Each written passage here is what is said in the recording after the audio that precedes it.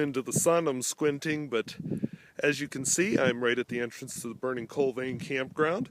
Medora is 24 miles north yet, Highway 85, 23 miles to the east, and I've already come 10 miles, and look at this.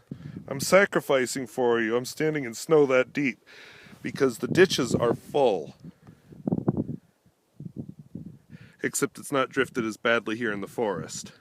So I'm walking back toward Camry with a wet foot now, but it's okay. It's not like pioneer days when I might freeze to death or something. I'll just get into my nice warm Camry. Of course, if she quits out here, I don't know what I'm going to do, because it's not like there's cell service right here. But right over there, those bluffs there, you're kind of looking, you can't see the river itself, but the Little Missouri River is where those trees are. I'll stop by the car so you can see it better.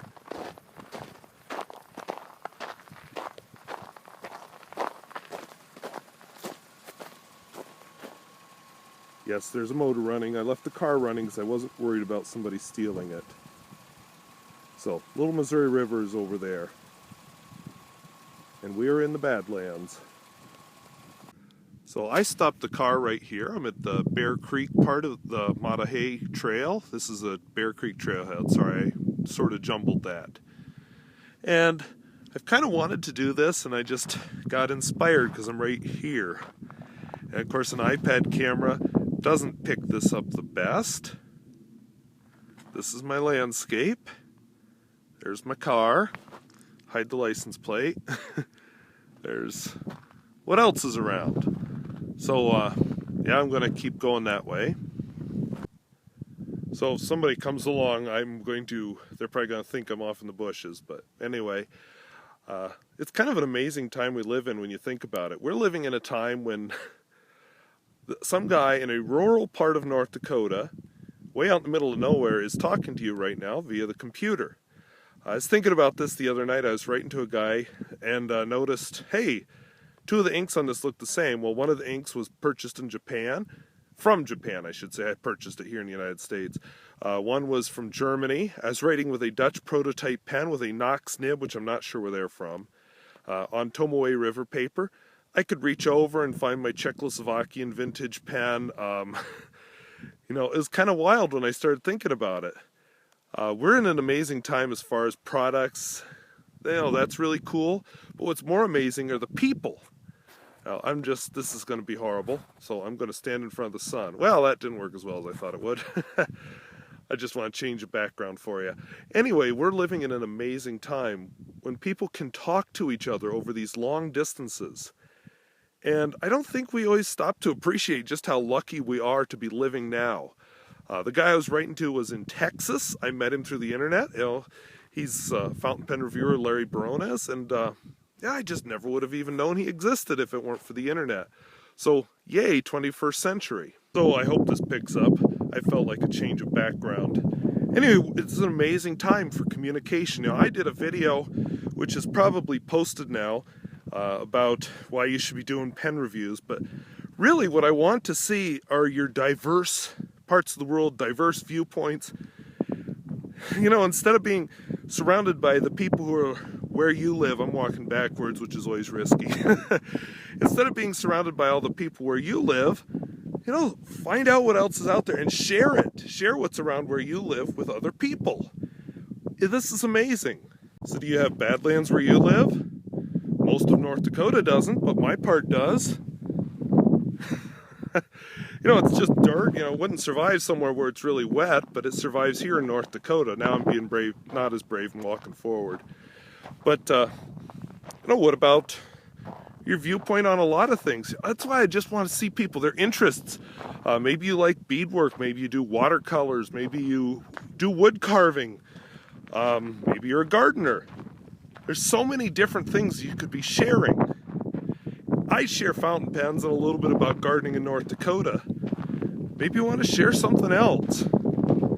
I'll continue this thought, but I think I'm going to drive on a bit. And there's a lot of things you can share, like I've been enjoying the inquisitive Quill. He likes to walk around around Hong Kong, although he's also wandered some other places, and talk about fountain pens. Now, in fairness, he also has the advantage of some friends that are willing to film him. At least I'm assuming that he has friends filming him. Maybe he's doing it himself with a tripod, but I don't think so. But that makes his videos unique. But the other thing with this worth pointing out, do you have any area of expertise? Maybe that would be something worth sharing. Oh, look, you can see my iPad and my sunglasses. Like I'm in education. Maybe I actually have something to say about education or the field of physics, which is where my degree is. Maybe I should do a video on that. By the way, while I was trying this last time, I started walking back to the car, and this truck came along just as I was getting into the car, and I thought, well, thank God I wasn't walking down the road talking into my iPad then. But, maybe you have an area of expertise, and I'd say that that's worth sharing. And, you have to be careful, and you have to also be careful. Some of these, I've run into some education videos. I really got to be careful where I stand here. They're just rants about, the school we're on teach sucks, or American education's going downhill. Well, that's not real helpful, unless you're offering solutions and ideas about the way it should be.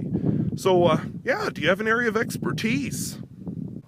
All right, the wind is starting to pick up, but maybe you live in a unique place, maybe you have some unique viewpoints, but your professional things, you have to be careful. Don't represent your employer as you do it.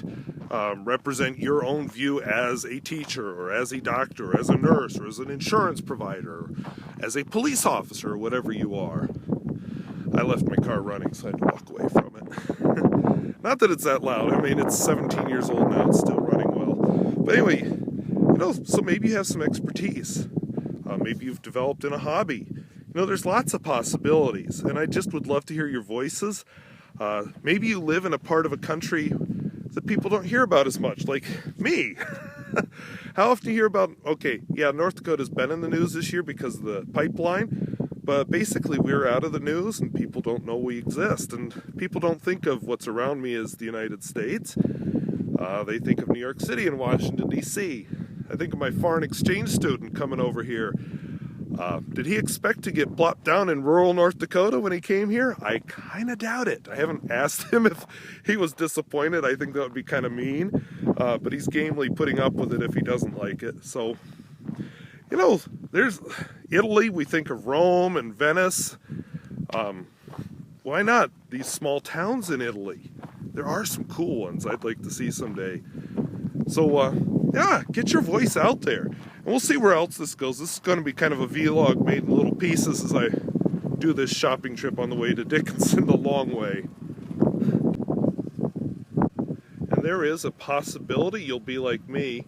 You may actually discover that, hey, there's a lot of places around me that I just don't ever explore. I need to get out more and explore these just for my video. And we all get to share in that. So, here I am. I made a turn just a little ways back. I've never been on this road before. I decided I was going to go through Freiburg, but instead of my usual way to Freiburg, I'm going this way. So, if I get lost, you get to get lost with me. By the way, that's what's behind me. So you know what? Get out. What's the harm? So there's some precautions, and I should probably talk about them. Be careful somewhat of identifying information, but really, if people want to find out who you are, as soon as you put yourself out there, they can. So just take some obvious precautions, and let's hear some diverse viewpoints and make the internet what it truly could be. I'm a little spoiled for view here.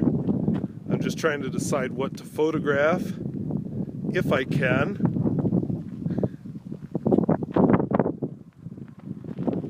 I mean, Badlands all around there. And then we go over here. We listen to my engine. But, we get the snow and a view that just goes on forever, which is really hard to pick up with this camera, but just trust me, it does.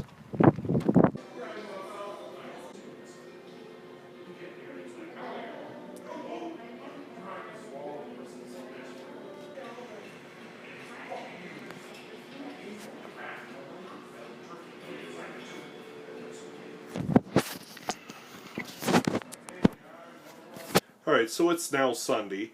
I obviously I made it. Oops, left the cabinet open. So right now I'm making fried rice, pineapple fried rice if you're interested. It's a recipe I've never made before, so I'm just trying it.